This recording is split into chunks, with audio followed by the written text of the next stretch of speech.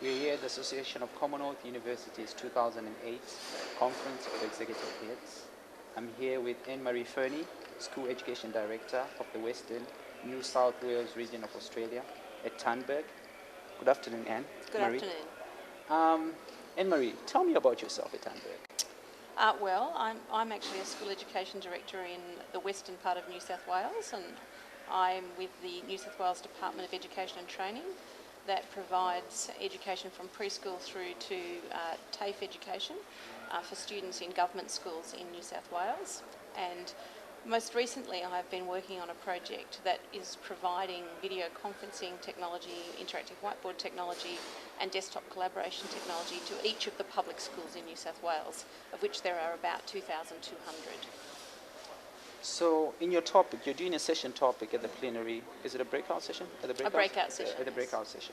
In your topic, Interactive Classrooms Project in New South Wales, you talk about opportunities that support core curriculum learning and extension opportunities using distance education technologies. Could you tell me more about this? Certainly. One of our aims in this project is to create a very large learning community across the whole of the New South Wales Department of Education, regardless of where a school is located, whether it's in a rural area or a very remote part of the state or in a metropolitan city like Sydney. And what we hope to be able to achieve with this project is to provide opportunities for students to have access to experts that they might not normally have access to in their classroom.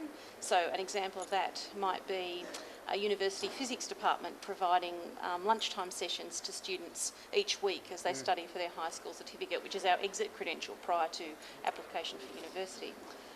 In other instances, we have children's authors who talk to primary age children about story creation and how they actually put a book together and illustrate a book.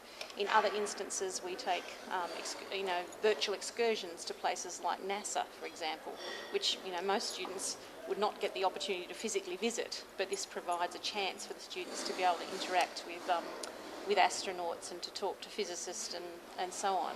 So it's a real opportunity to enhance the curriculum, and the technology provides that opportunity to every student regardless of where they're physically located. Interesting. Could you give us examples of other learning technologies that are currently being used in New South Wales? Certainly. Interactive whiteboard technology is extremely prominent in New South Wales, and it's in my own region. There would be in excess of 1,000 interactive whiteboards in classrooms across the region. And also students and teachers are very keen on a lot of the Web 2.0 technologies, so things like wikis and blogs, those kinds of learning tools that can be used with those other technologies to really open up learning for students. So video conference technology is also available to teachers as well as students? Yes, and is extremely popular for supplementing teacher professional learning. Just recently in our region we held a week-long video conference, a virtual technology conference week, and 3 times each day for 1 hour. There were sessions that teachers could dial into at will, and we had teachers that more than 1,500 kilometres apart, more than 150 teachers over the week actually collaborating on a whole range of topics. Commonwealth countries share similarities in terms of education infrastructure, bureaucracy and language.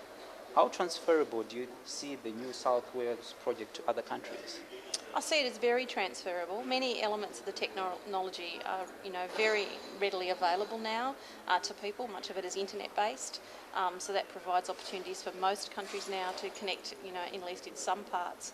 And I would hope also that countries that are not quite so well developed in terms of their exposure to technologies for students might learn from some of our experience and then be able to, run better projects because of actually leveraging that knowledge and expertise.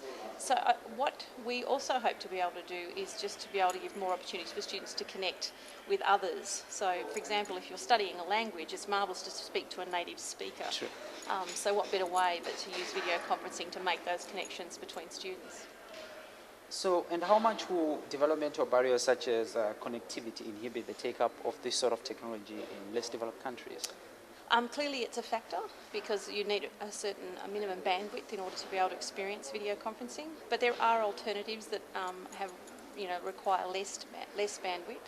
But structural planning, I think, as part of the overall process is very important, and we've certainly learnt that in our own project.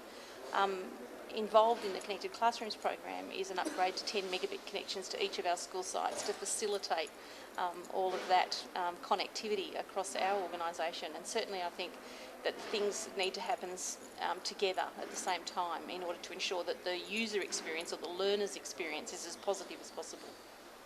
Ann-Marie Furney, School Education Director for the Western New South Wales region of Australia. Ann-Marie, thank you very much. Thank you.